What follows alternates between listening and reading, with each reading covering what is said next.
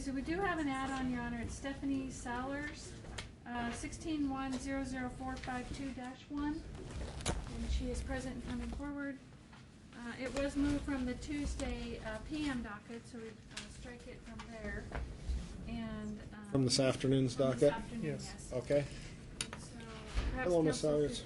Good morning, Your Honor. State the reason for the appearance. Your Honor, I would like to First of all, start by terminating the court-appointed attorney at this time. He has been inappropriate via phone communication, and also this morning he has attempted to violate attorney-client confidentiality. And I'm here today not to lift the order of the protection against me with my children, but the department, I have been working with them, providing UAs to them, random UAs. I've also enrolled in 2 classes for them, for parenting classes and a safe choice class, as well as 2 evaluations that they had requested for me to accomplish. Though these are not court ordered at the time, I'm doing them on my own merit to gain more action with their department, and they have stated that they are not able to give me any type of supervised visits without those the specific language in the no contact orders stating that the department has a right to give me supervised visitation, and that would be the only language that I'd like to add to the no contact orders today. All right. Well, first of all, we need to deal with the request that you're making on the termination of the attorney-client relationship here. I want to hear from Mr. Rucker, though. So go ahead, Mr. Rucker. okay, first of all, Your Honor, we're before the court based on the removal of the no contact order request that was filed with the court without approval of counsel by the defendant on March the 22nd. That then triggered communication with the prosecutor's office and my office. Both Ms. Salyers and her husband had called my office a number of times and hung up when they got the answer that they didn't like. The declaration contains inappropriate and incorrect information. Representation by counsel has been through the entry of the plea. If the court remembers the representations made by defendant at her first appearance, some difficulties. We'd like to continue to provide her some direction, but it's everybody else's fault. It's the department's, it's the prosecutor, it's the defense attorney. And at this point, it's beyond the scope of the representation. We'd ask to be able to withdraw on the case, not because this person doesn't need help. She just will not accept Your Honor, the reasonable. Just a minute, Ms. Salyers. I'll give you a chance to respond. I want to let Mr. Rucker finish. To follow the reasonable direction of the department and counsel to get the orders modified rather than completely removed. okay. The order that she prepared without assistance says removal of the no contact order. That's not the process. The process is modification. Hearing that, she becomes quite upset, and I'd like to be able to at least help her get through this modification issue, and that was our proposal. Let's do that and then get to the withdrawal. But she's choosing to withdraw because she's not getting the answer she wants. Okay. So I'm willing to withdraw. And I prepared an order to start. He already has prepared an order to withdraw, and there was no the communication over the phone. He was he was yelling at me over the phone and stuff. That's the only reason that. All right, Ms. Salyers, certainly I've heard from both of you. I don't have concerns with Mr. Rucker's representation in any way. I have been involved, I think, in every court hearing on this case, Ms. Salyers, so I know and appreciate his involvement in helping you through the process and getting to what you felt was a positive resolution of the case. From my experience on this case and others, I'm sure that he did an effective job in representation for you. What I hear you saying is you're not interested in having that representation further, and what Mr. Rucker is pointing out is once the plea was entered and taken care of, in reality, his representation involvement would come to a conclusion anyway. That's what I And so thought. he's drafted up the motion and order referencing that. I would, as I take a look at this issue, though, recommend that it is not an easy process to go through the steps related to a revision of a no contact order. What I hear Mr. Rucker indicating is that he's been willing to help through that process before he withdraws, but that hasn't been going so well, and you've indicated that also, Ms. Salyers. So what I am going to do is grant the order to withdraw. That's appropriate given the status of the case at this point, and as I mentioned, the plea having already been entered and taken care of. So based on Mr. Rucker's motion, I'm going to go ahead and grant that request so that his involvement would officially be terminated at this point. It does sound, though, even now, that if you do have questions or concerns and are open to that input, that Mr. Rucker would still be willing to provide some input, perhaps. And I would, Your Honor, and our hope and intent was to provide assistance during this hearing and do the withdrawal at the end of this hearing.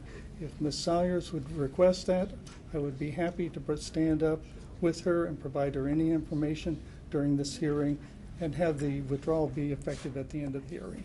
All right. If she's So do you interested in that. understand that option, Yes, I Ms. do understand. Salyers? So do you want Mr. Rucker's input with this issue as far as the change? The modification, yes. Yeah, you would like to have his input? I would I appreciate think that makes sense, and I appreciate that, Mr. Rucker. So Thank what you. we'll do is see if we can next work through that issue, and then Mr. Rucker's involvement in the case would come to a conclusion at that point. Okay. All right? Let's So do that. let's turn our attention to the issue of where we stand with the no contact order then. Okay. So, Mr. Rucker, why don't we get your input on that? Yes, we have duplicate departments with multiple no-contact orders.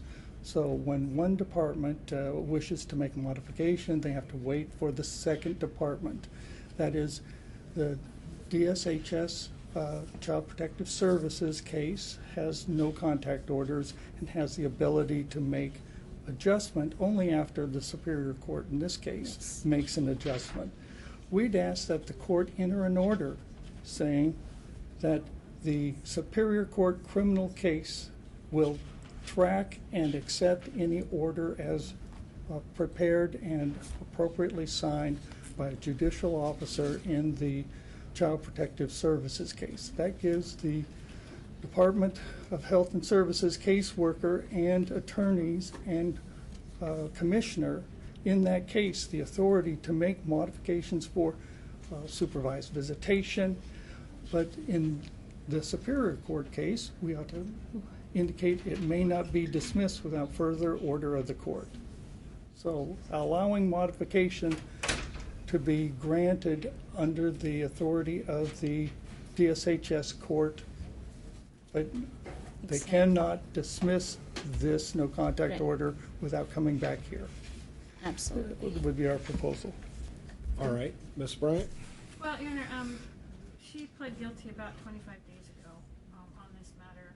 DSHS was contacted by Mr. McCarty and learned that she has been making some progress with services that have been offered, undergoing UAs.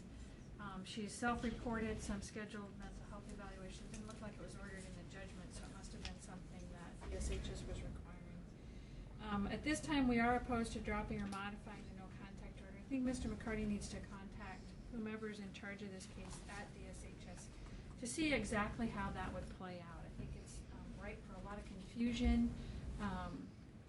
Things that are said, a person might believe that there's a modification being authorized, but I don't know how we would get official notification of a modification.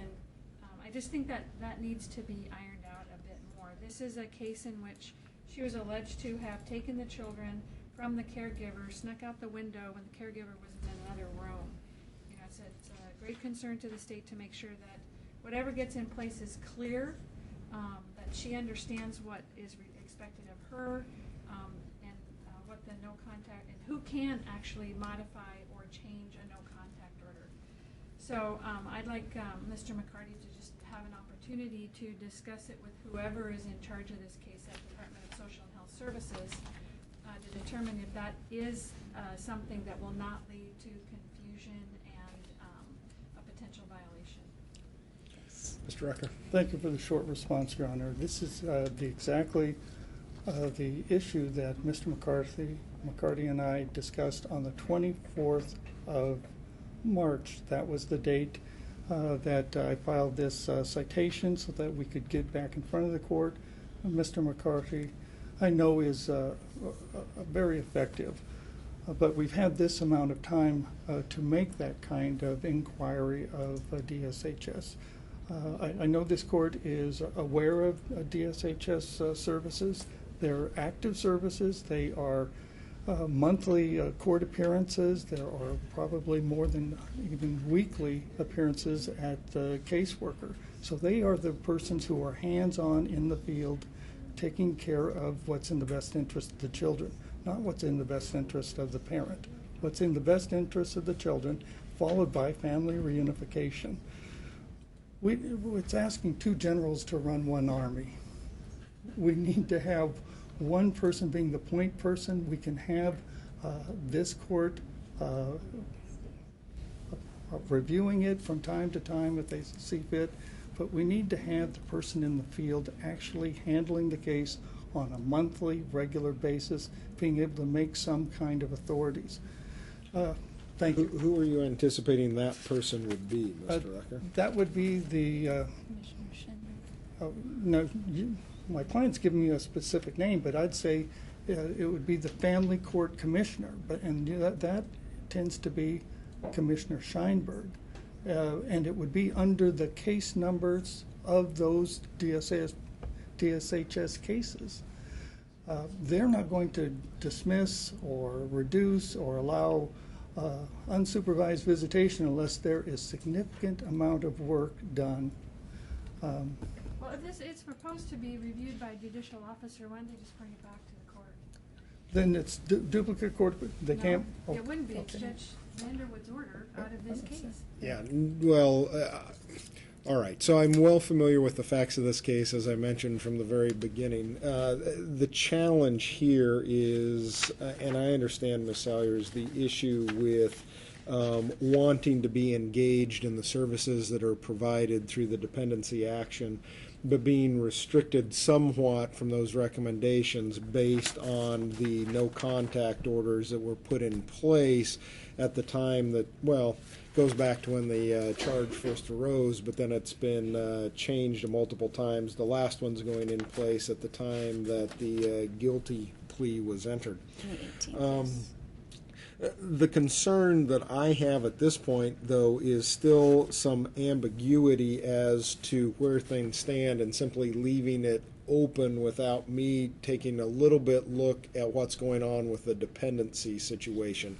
So what I'm going to do is follows. One, as far as the motion that you had filed, Ms. Salyers, I'm certainly not in a position to remove the no contact order. That's not going to be happening. And so I'm denying the request to remove the no contact orders. They will remain in place. I am open to the notion of modifying the no contact orders, but I want to gather a little bit more information about what's happening in those cases. And I totally appreciate and understand Mr. Rucker's position that Mr. McCarty's already had a few weeks here, or a couple weeks at least, to try to work through and see what's going on. And I appreciate your patience in being here today. What I'm inclined to do is put this over to our Friday morning docket to take a look in between now and then what's happening and see if I can get some added insight into that as to what type of a modification might be appropriate, if any. And Mr. McCarty will have at least a little bit more time to look into those issues as well. And I'll call him today, too.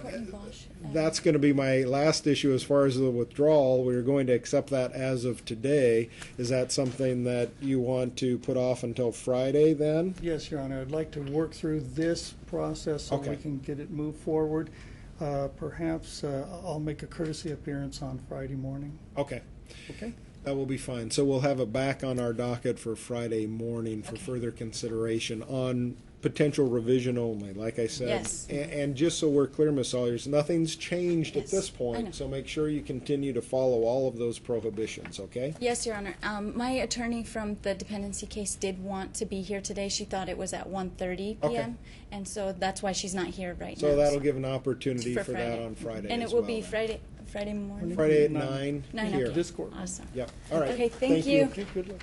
Okay, last item on the jail list is John Weber, number 6 on the first appearance docket. Your Honor, I had a chance to speak with him just briefly, and he does qualify for a court-appointed attorney. Thank you, Mr. Whitmore.